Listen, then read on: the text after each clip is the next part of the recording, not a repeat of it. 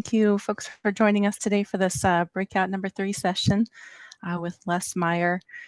Really my pleasure to introduce my colleague of more than a decade. Les and I work together in the Market and Trade Economics Division at the Economic Research Service, where Les has been on staff since 1989. Les has analyzed cotton and wool markets since joining ERS, and with 35 years of experience with these markets, Les is truly one of the most knowledgeable cotton and wool analysts in the US and likely the globe. So it's wonderful to be hearing from him today. At ERS, Les is the senior cotton and wool analyst, and he coordinates ERS's engagements on the Interagency Commodity Estimating Committee, or the ISEC, in support of developing the projections that are reported in the monthly WASDE. Les also leads ERS's Cotton and Wool Outlook team, which produces numerous reports each year, including the October edition, which successfully posted an hour and a half ago to our website. So including today's report, which as I mentioned is hot off the presses. In Les's time with ERS, he's produced well over, I counted them, Les, well over 300 cotton and wool outlook reports. So really remarkable. In addition to these reports, Les and ERS's junior cotton and wool analyst, Taylor Dew, produce a variety of data products, including monthly outlook tables, along with annually updated products, including the cotton and wool yearbook tables and more. So with that introduction, I'd like to pass the virtual mic to my esteemed colleague, Leslie Meyer, who will provide an overview of these data products and then be available to answer some questions at the end of our session. So thank you, and please welcome Les. Thank you, Jen. Hello, everyone, and thanks for joining this final session of the day.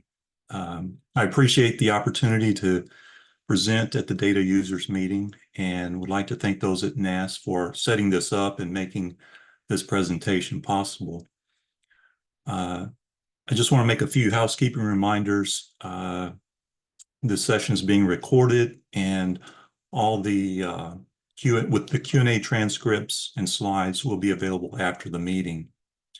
Also, the closed captioning is available for this session, as well as the Q&A button at the bottom of the ribbon, which you can submit your questions for later discussion.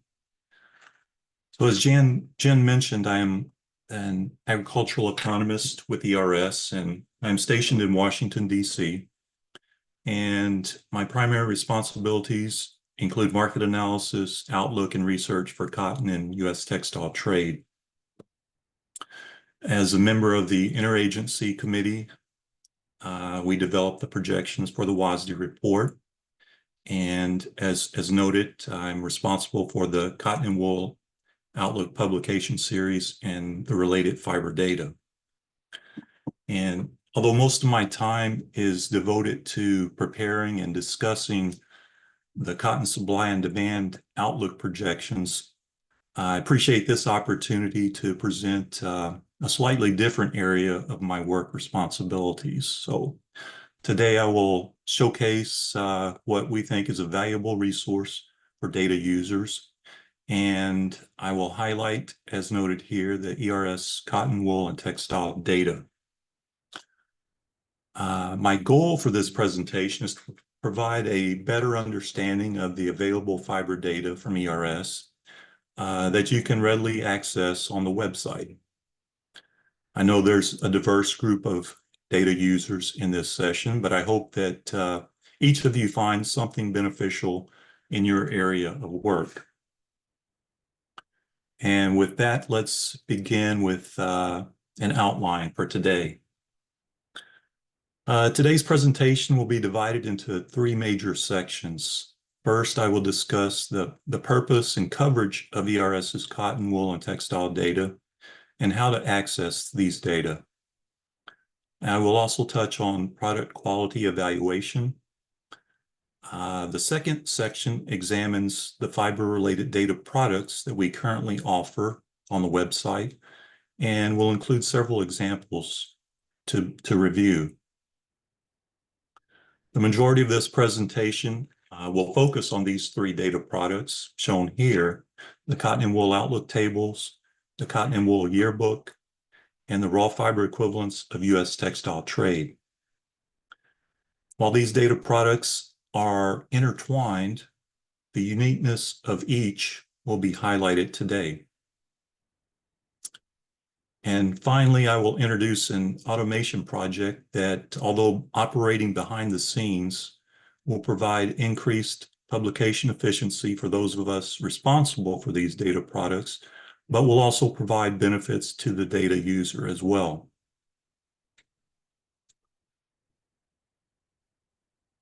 So the purpose of ERS's comprehensive fiber-related data is to support commodity market analysis and research for diverse users, such as industry and market participants, university extension and researchers, and others in government. Extensive data are included that cover the world, the United States, and other major countries. Some examples include fiber production, stocks, trade, and price statistics from various sources. And while cotton is the main focus, other natural and synthetic fiber data are included as available. In addition, U.S. textile and apparel product trade are also provided.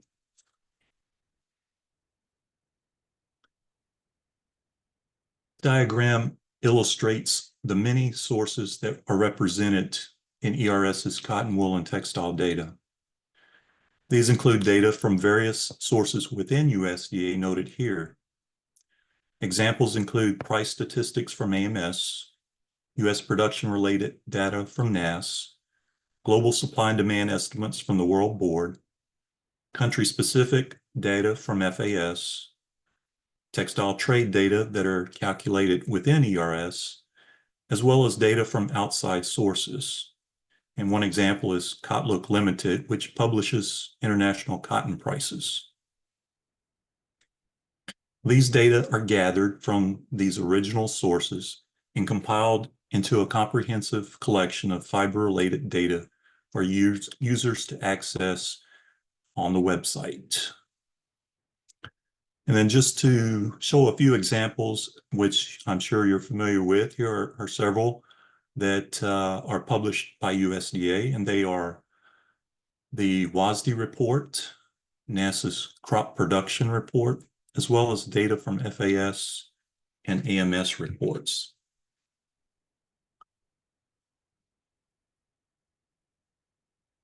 These data products are readily accessible from the website, as I mentioned, with more specific information to follow in this presentation. Currently, the fiber data are provided in a number of Excel files with machine-readable files on the horizon. ERS also strives to publish quality products by providing periodic reviews and improvements to those products. Documentation information also provides the user with a more in-depth explanation and discussion of the data. In addition, the data are becoming more accessible to all users.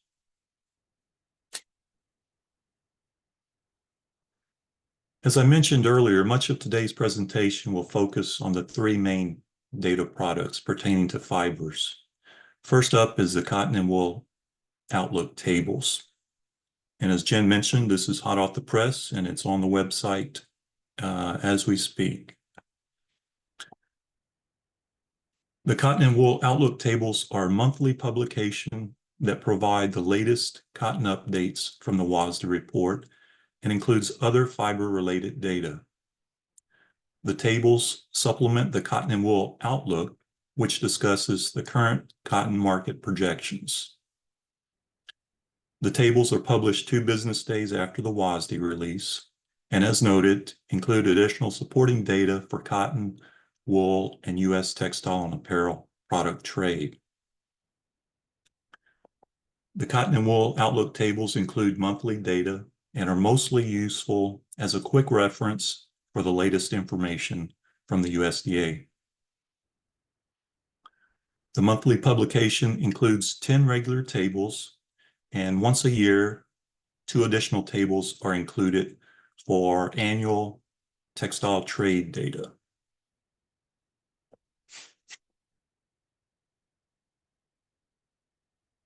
This slide shows the various data tables produced each month. As indicated, these tables include U.S. and world cotton supply and use estimates, monthly fiber supply, demand, and price statistics, as well as U.S. textile imports and exports of fiber products. So let's take a closer look at where we can find these tables on the website. The cotton and wool outlook tables can be found in several ways from the ERS homepage. One option is illustrated with this slide.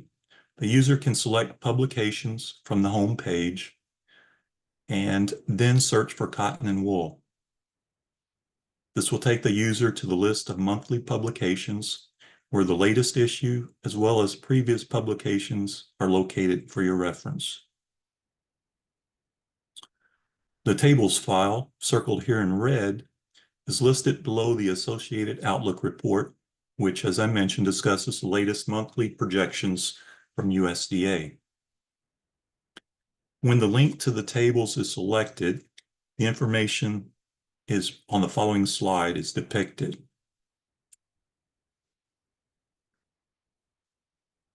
This list of monthly tables, as well as the date the files were created, are shown. The individual tables are accessible by the user from this location. Now I'd like to illustrate a couple of these tables for you. And so let's take a closer look at tables 1 and 5 as examples.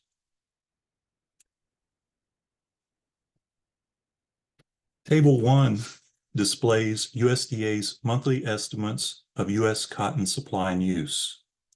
This particular table is divided into two sections. At the top, estimates for upland cotton, which accounts for about 97% of the U.S. cotton crop, are included, while the bottom section contains extra long staple cotton estimates. Key variables are provided for each, and the most recent estimates are shown in comparison with previous months and with the latest estimates for the prior marketing year as a reference. Table 1, as shown here, and Table 2, which is the World Cotton Supply and Use Estimates table, are both presented in this format.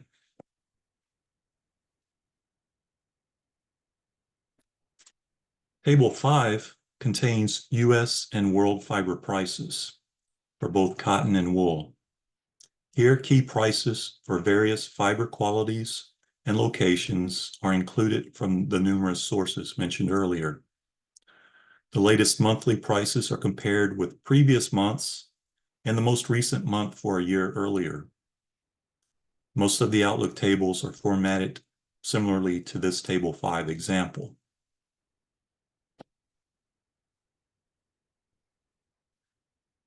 Now let's move to the second data product that I'd like to showcase today, and that's the Cotton and Wool Outlook, Cotton and Wool Yearbook, excuse me. Cotton and Wool Yearbook is an annual publication that provides key data on cotton and wool production, fiber supply and use, as well as trade and price statistics. It includes U.S. cotton production data by state and contains supply and demand estimates for leading foreign countries. Also included are detailed U.S. textile and apparel product trade by fiber, which will be discussed in more detail shortly. The Cotton and Wool Yearbook includes mostly annual data, but also provides some monthly data where relevant. This data product is published in late November and is most useful as a historical reference. And as you see, the yearbook contains 45 tables.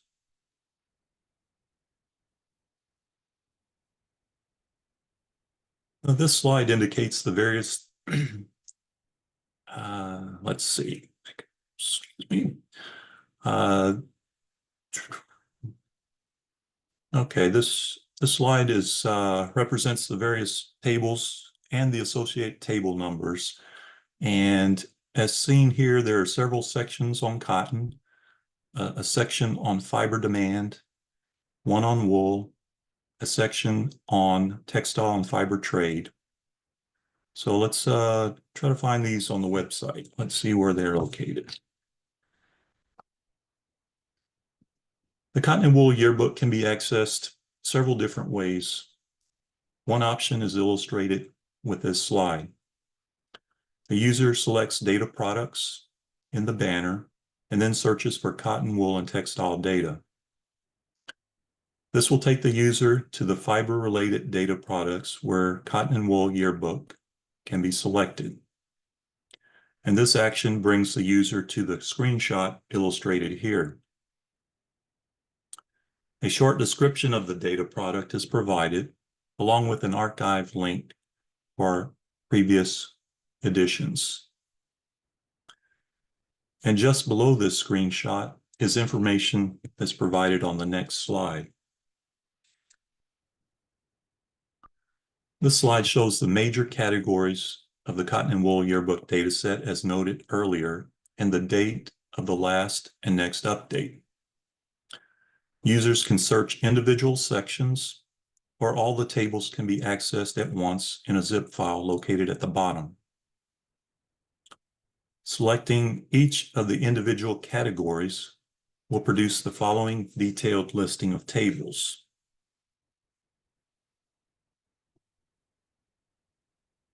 Now, this slide illustrates each table within the major categories of the data set.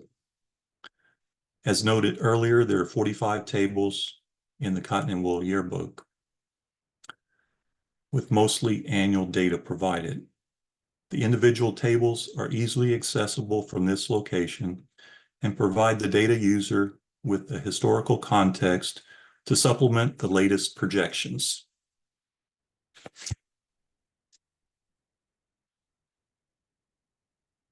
Now I'd like to shift to the final data product highlighted today, the raw fiber equivalents of U.S. textile trade.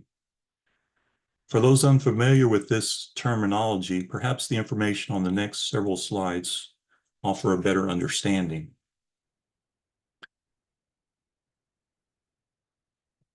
The raw fiber equivalence concept is an estimate of the fiber quantity that it takes to produce the textile and apparel items which are imported and exported by the U.S. Let me say it another way. It's the amount of fiber used to produce an item is greater than the item's final weight, and that's due to the losses occurring during the manufacturing process. For example, if you include the production of yarn, you might expect that a relatively small manufacturing loss occurs at this first stage of processing. In contrast, however, and for an apparel item such as a shirt, which would go through several processing stages, encounters additional losses. So accounting for these manufacturing losses, conversion factors developed by ERS are applied to the source trade data from the Department of Commerce. Estimates from individual HS code quantities are aggregated by fiber and major product groups. For those interested, I would invite you to review the documentation section for a more detailed explanation of how the conversion factors are developed and how they are used in the estimation process.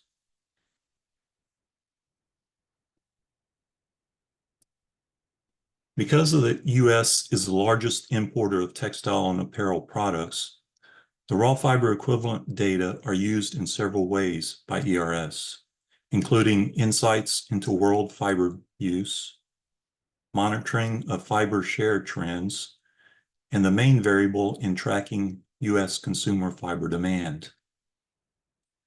While various forms of these data are updated monthly in the Cotton and Wool Outlook tables and in the Cotton and Wool Yearbook, this specific data product provides annual data. This data product includes 4 tables and is currently published once a year in late April when complete calendar year data are available.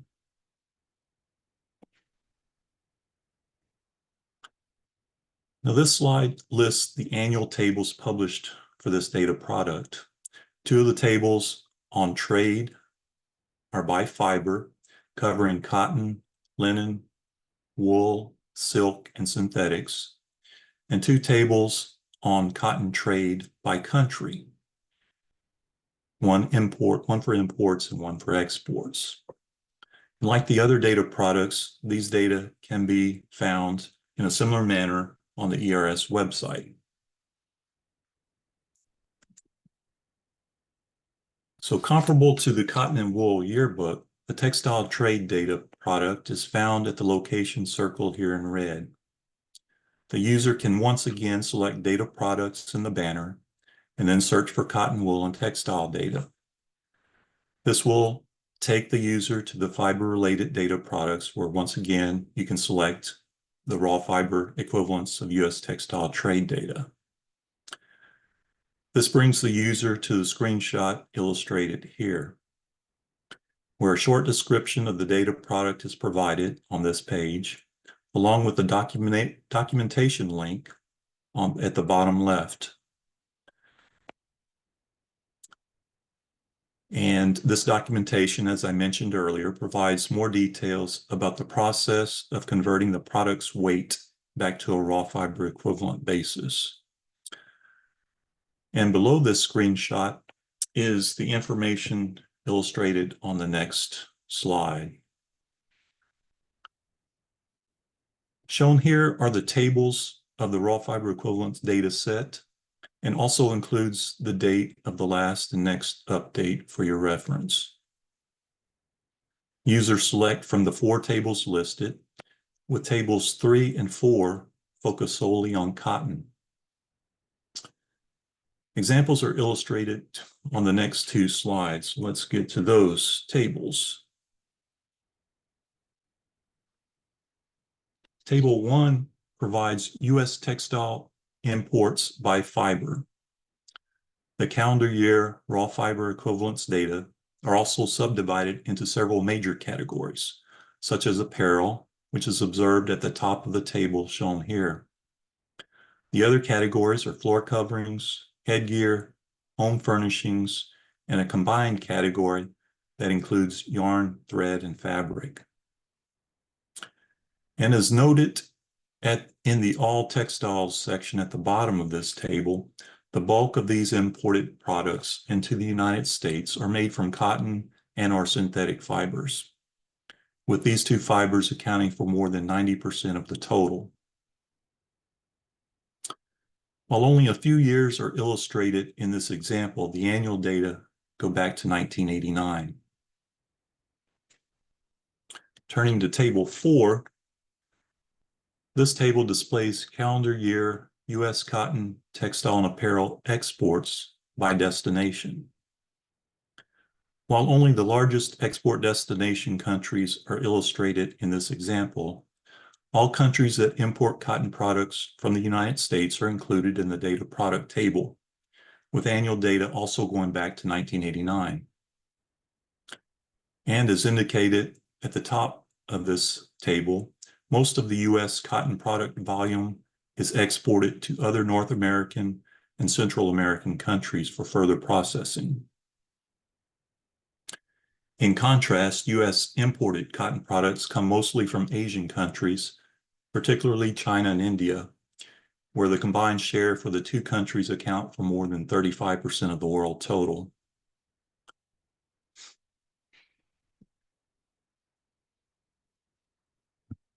So shifting gears now to the final part of this presentation, I want to highlight an ongoing automation project at ERS. In addition, I'd like to give a shout out to Taylor Dew, a colleague, who has made considerable contributions in this endeavor.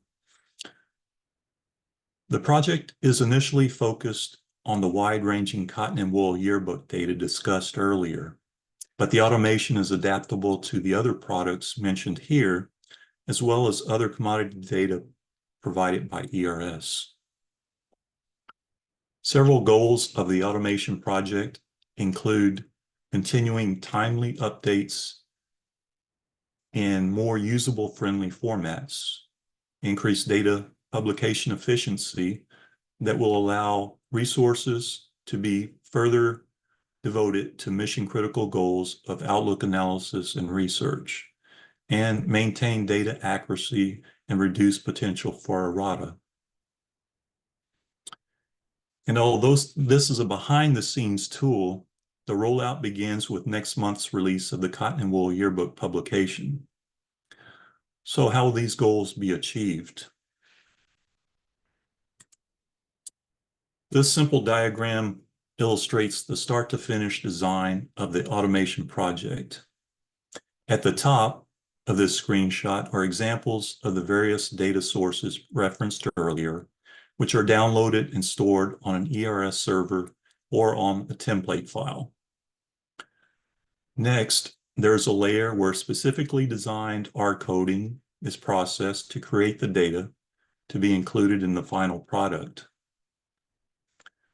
The processing is divided into multiple sections that coincide with the table layouts. And finally, the output is provided in both Excel and CSV formats ready for publication. Illustrating some additional background information, this screenshot shows a summary of the file layout of the automation project for the Cotton and Wool Yearbook. There is a table, there is a folder with Excel templates and folders that include R scripts for processing. There are also log files for diagnosing any problems that may develop during the code processing. And finally, there are the output folders that house the final products. So let's look at some examples. Here's an example of a historical Excel template file. Data are generated from the R scripts mentioned earlier to create updated Excel and CSV files. The revised tables are then reviewed for accuracy prior to publication on ERS's website.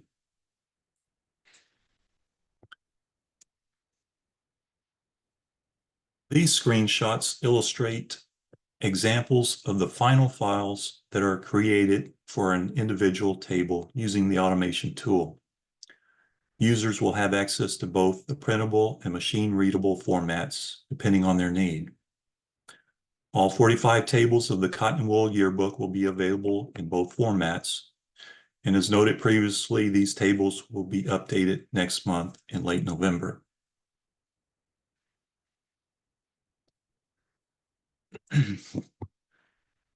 So in summary, I hope some of the key takeaways from this presentation are that the ERS cotton, wool, and textile data supports commodity market analysis and research with comprehensive data covering the world, the United States, and other major countries. The latest available data, both fiber and textile, as well as historical time series, are offered in several related products. And these data are readily accessible for users of the ERS website. Finally, the ongoing automation investment will provide increased publication efficiency and maintain data accuracy while offering updates in additional usable formats. So in closing, I would like to invite you to bookmark the ERS website for easily accessing the fiber data featured today, or for the website's array of other comprehensive information and data. And if interested, you can also join the growing following of ERS in various other ways noted here. So once again, I appreciate the opportunity to present an overview of ERS's fiber data, and would be happy to entertain any questions you may have.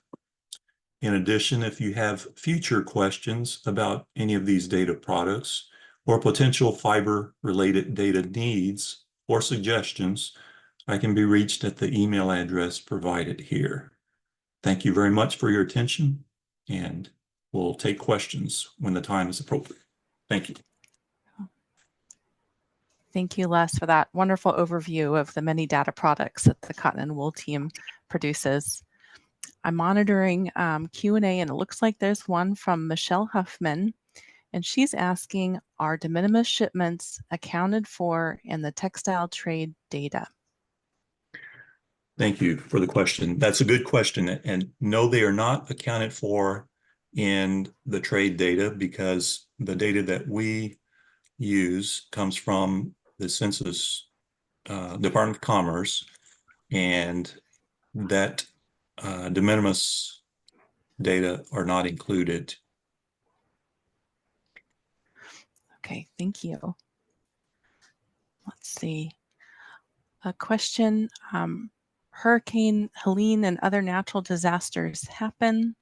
Can you explain the process of synthesizing the impact of this event or similar events into your balance sheet data?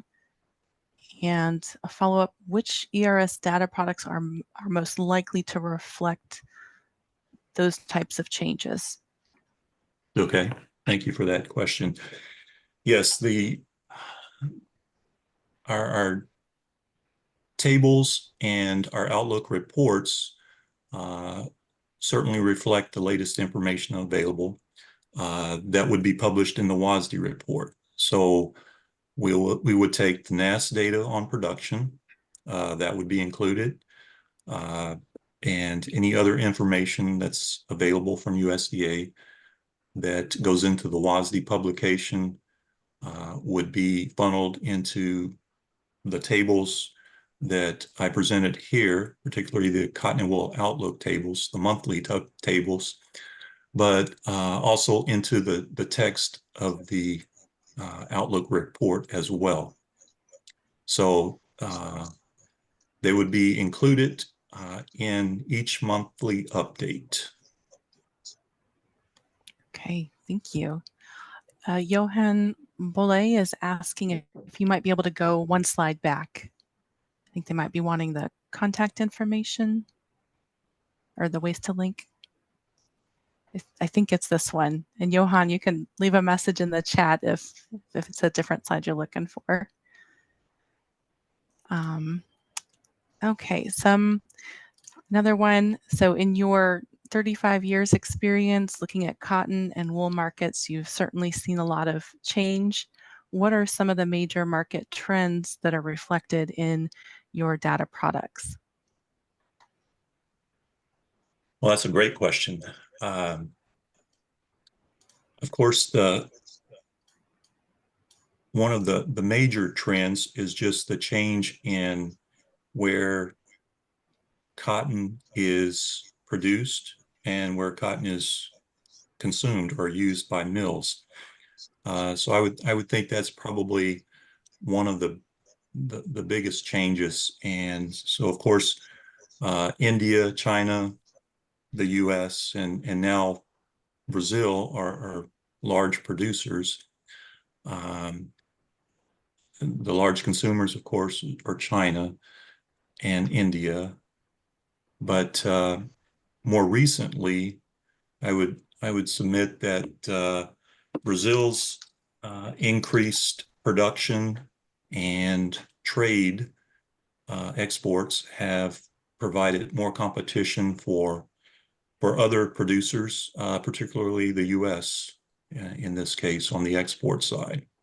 So yes, there has been a number of shifts, and I'm sure they will continue to shift in the future. So thank you for that question.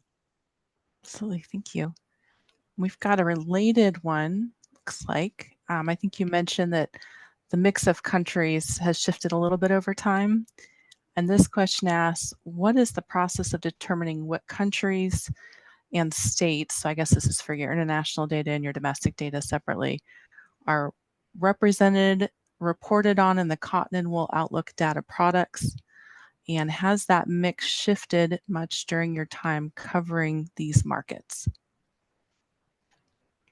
Now, as far as the countries listed in or included in the data products, I don't believe that has really shifted much over time, if any.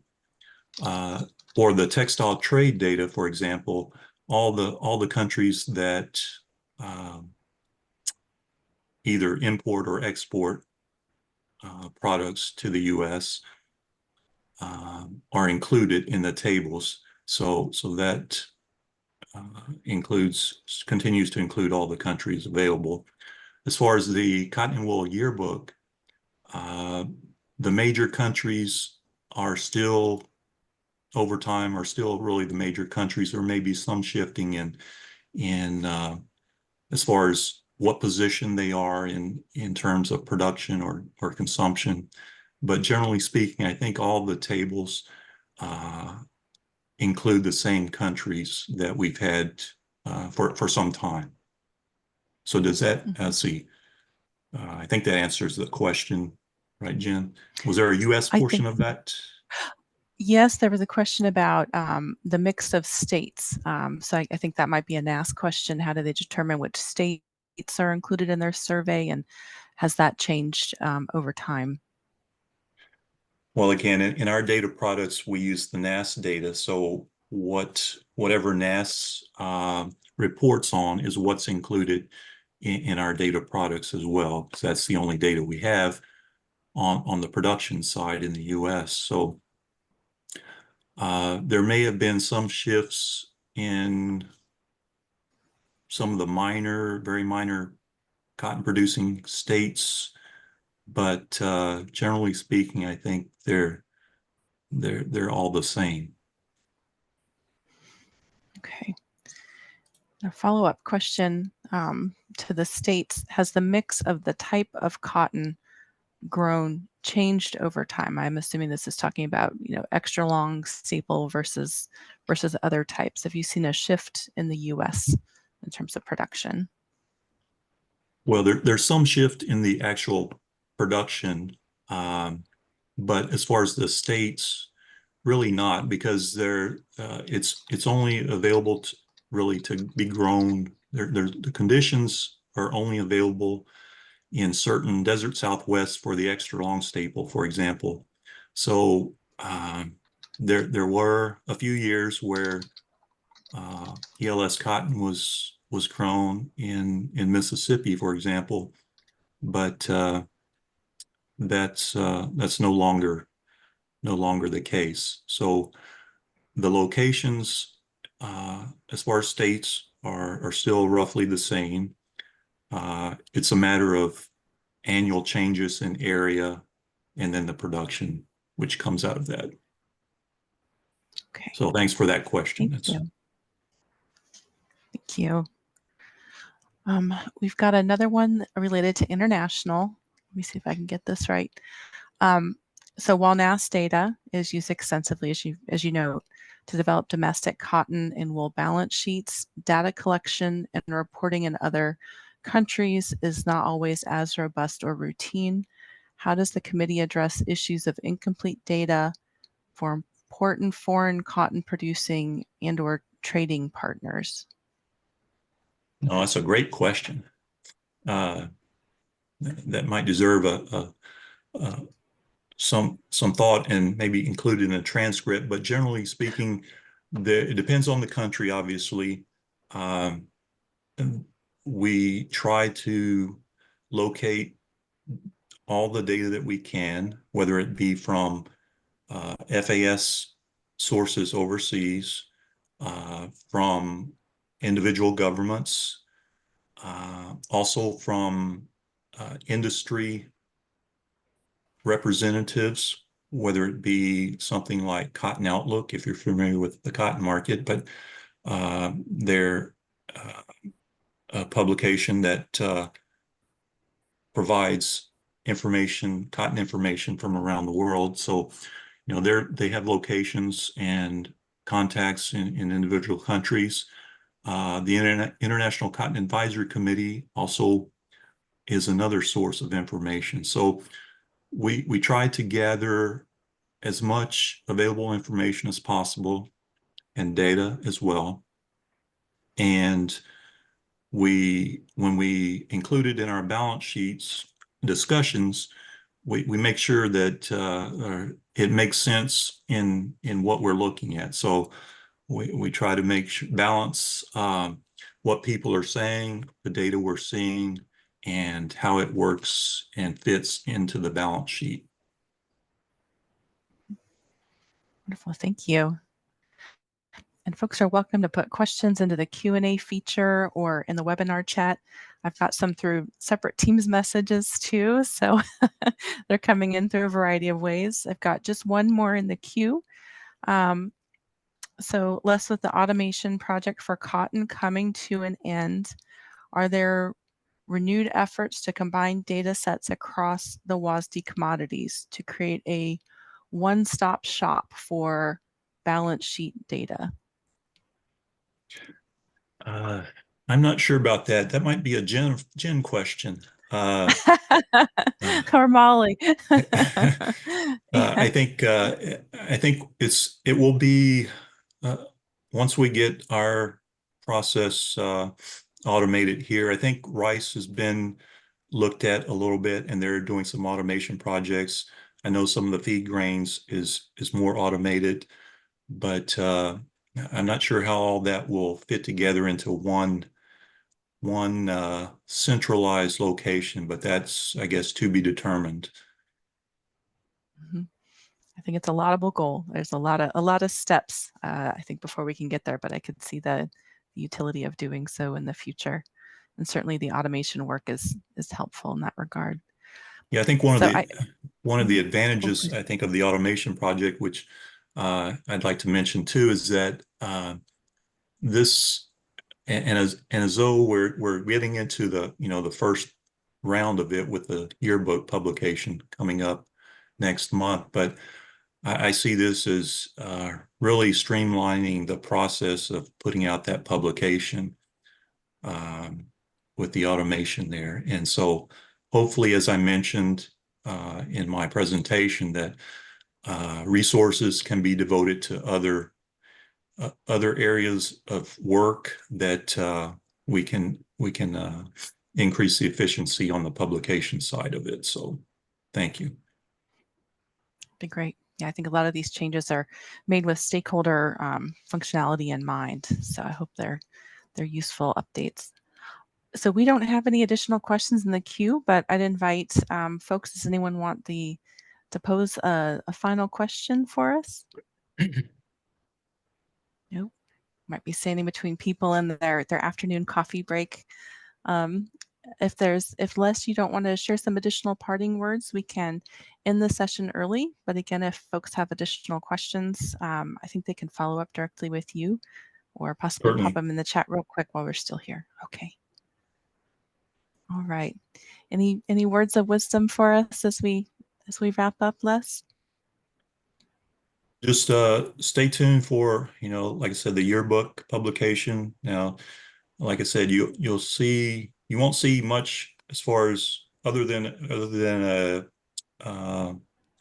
CSV file. You'll see that addition to the yearbook series, but know that behind the scenes there's a lot going on, and hopefully we can bring some more automation to other parts of our fiber data product series, and appreciate any comments that you might have and suggestions that that would be available to all users. So thank you again. Wonderful. Thank you for a wonderful presentation, Les, and for your work and dedication to this area. I think with that, we can end just a few minutes early, give folks about 10 minutes back in their day, and then encourage you to connect with us through these methods that Les has described here. Okay, thanks everyone for joining us. Thank you.